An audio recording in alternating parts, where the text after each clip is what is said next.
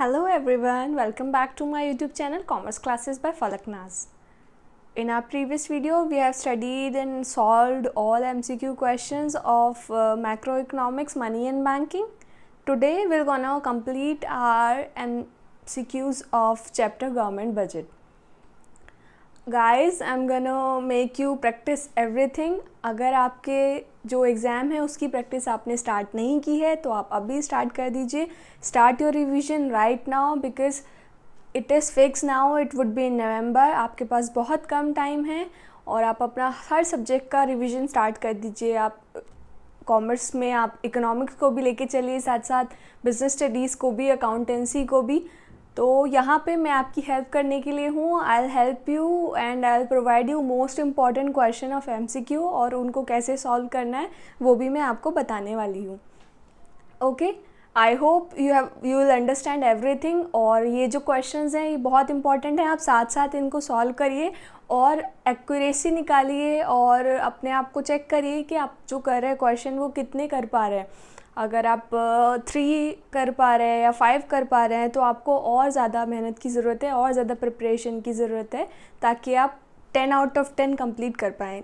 Don't forget guys, our focus is 40 out of 40. हमें 40 out of 40 लाने हैं अपने एग्ज़ाम में. टर्म 1 एग्ज़ाम के लिए हमें बहुत मेहनत करनी है, बहुत अच्छे से रिविज़न करना है और अच्छा स्कोर करना है. Okay, so now let's start. So let's get started guys.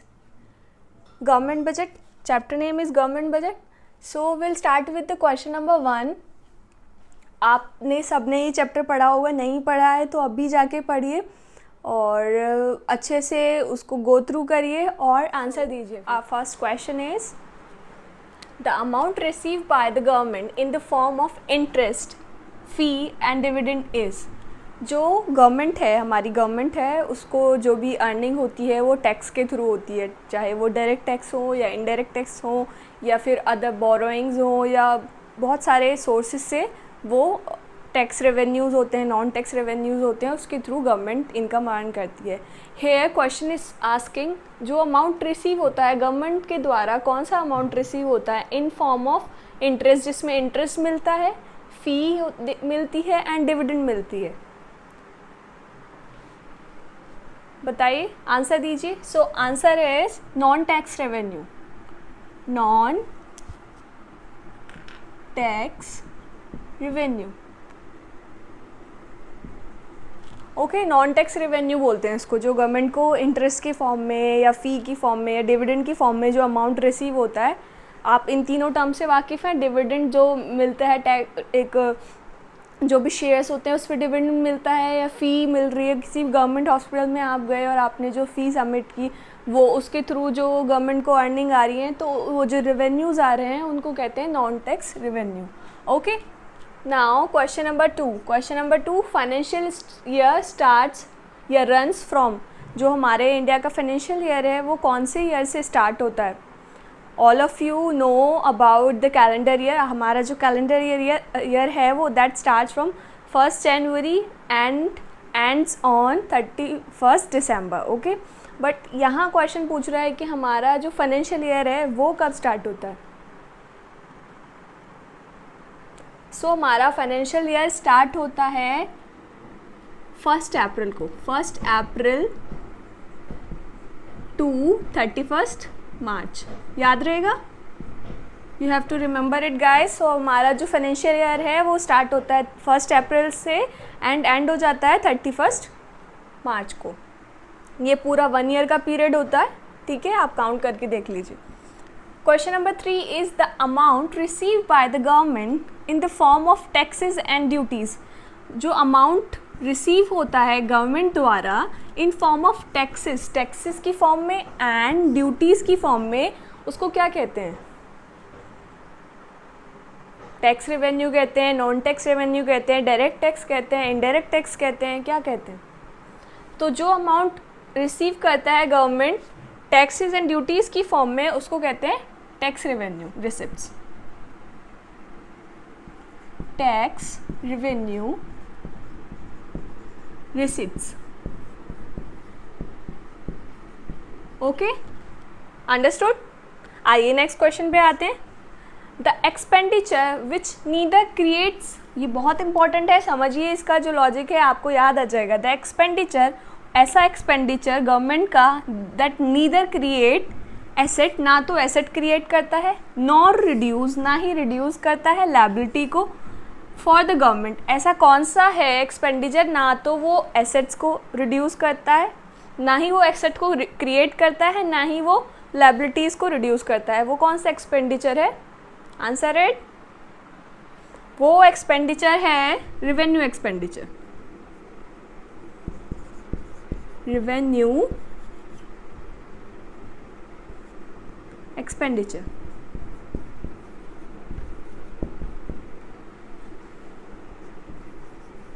Okay. Revenue expenditure is that expenditure that neither creates asset nor reduce the liabilities. Understood? ये इसका आंसर हो गया, याद रहेगा। Okay, now let's move to next question. Question number 5, question number 5 है विच deficit indicates, कौन सा deficit, कमी जो होती है, डेफिसिट बजट होता है ना, दो तरह के बजट होते हैं हमारे, सरप्लस बजट, डेफिसिट बजट। तो ये बात कर रहे हैं जो डेफिसिट है वो इंडिकेट करता है borrowing need of the government. कौन सा डेफिसिट इंडिकेट्स द बोरोइंग, कि जो गवर्नमेंट है उसको और बोरो करने की ज़रूरत है, कौन से बजट में ये हमें पता चलता है। So answer is fiscal deficit.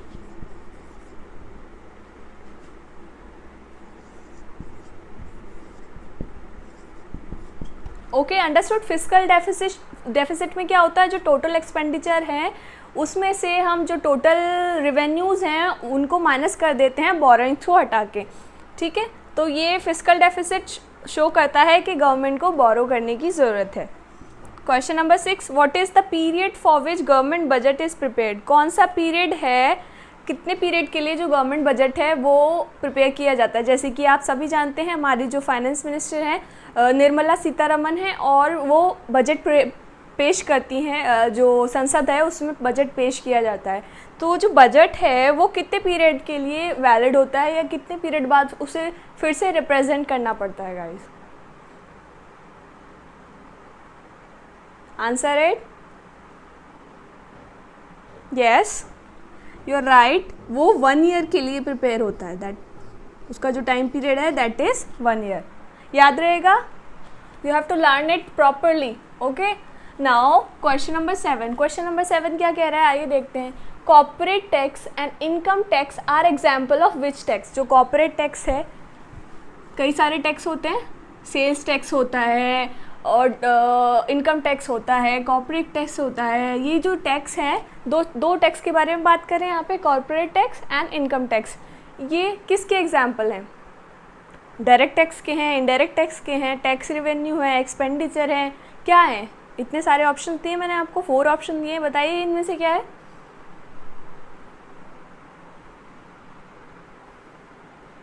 So corporate tax and income tax are direct tax guys. These are the example of direct tax. Direct tax वो होते हैं जिसका बर्डन हम शिफ्ट नहीं कर सकते दूसरे के ऊपर। जैसे सेल्स टैक्स होता है, वो बर्डन उसका शिफ्ट हो जाता है। जो सेल्स टैक्स है वो जो शॉपकीपर है वो दे रहा हो, सपोज एक शॉपकीपर है वो सेल्स टैक्स देगा गवर्नमेंट को, ठीक है, और एट द एंड वो सेल्स टैक्स कौन देगा? हम जो कंज्यूमर हैं वो एमआरपी में ऑलरेडी इंक्लूडेड होता है। आप जो भी प्रोडक्ट खरीदते हैं उसके एमआरपी में ये इंक्लूडेड रहता है। सो इस तरह से क्या हुआ, इनडायरेक्ट बर्डन हम पे पड़ा ना, कंज्यूमर्स पे इनडायरेक्टली पड़ा, ठीक है। पर जब डायरेक्टली वो पे करना पड़ता है, जैसे कि आपकी सैलरी है, आपकी सैलरी आती है 2 लाख to 5 लाख की रेंज में, तो आपको 10% इनकम टैक्स देना पड़ेगा गवर्नमेंट को, that is direct tax. Okay, understood? I have cleared it very well, I hope you have understood, और आपको याद रहेगा हमेशा। Now next question number 8 is disinvestment is which type of receipt for government. जो disinvestment है वो government के लिए कैसी रिसीट है? कैपिटल रिसीट है, रेवेन्यू रिसीट है, टैक्स में आता है, एक्सपेंडिचर है, what is the answer, actual answer? Answer it guys, I have given you 4 options already. So answer is it is a capital receipt. Capital nature की है।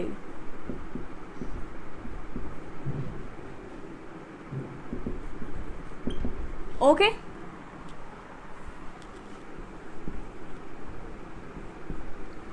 Now question number 9 क्या कहता है देखते हैं. Tax whose burden can not be shifted is termed as.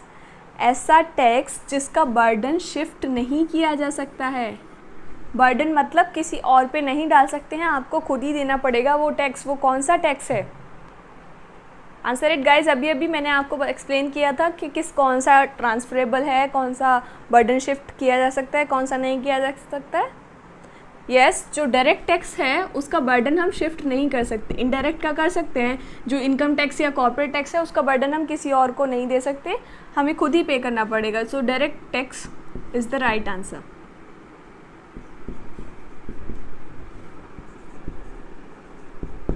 Okay, understood. Now question number 10. अच्छे से साथ साथ आप अपने आंसर्स टैली भी करते जाइए. आप वीडियो को पॉज कर लीजिए, आंसर दीजिए अपने आप, फिर मेरा वीडियो रिज्यूम करके आप देखिए एक्यूरेट आंसर क्या है. इससे आपकी प्रैक्टिस भी होगी, आप अच्छे से लर्न भी कर पाएंगे साथ साथ, और आपको ये भी पता चलेगा साथ साथ कि आपको कितना आता है और आपको किस लेवल की प्रिपरेशन करने की ज़रूरत है अभी आपके टर्म 1 एग्ज़ाम के लिए.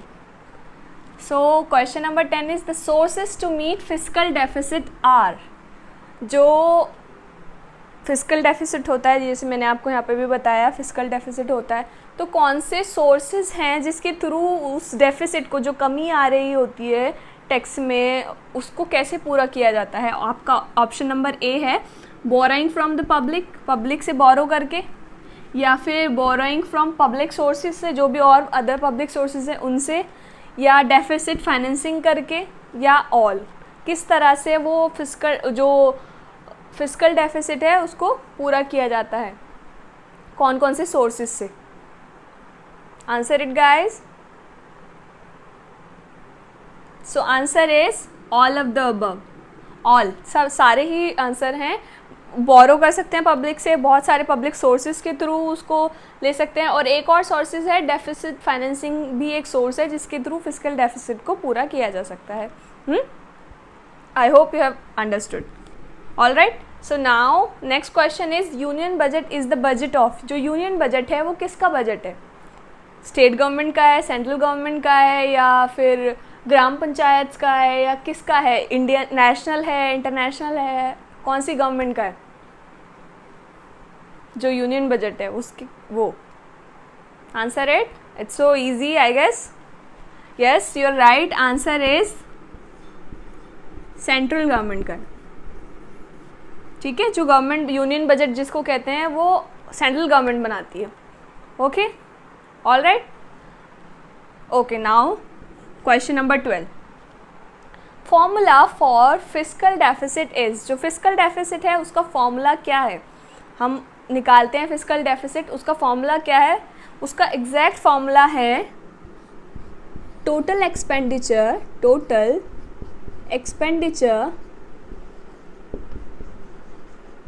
Minus total revenue. साथ साथ लिखिए आप भी. ओके, एक्सक्लूडिंग को मैं एक्स लिख रही हूँ. एक्सक्लूडिंग बोरोइंग नहीं लेनी है. Excluding borrowing.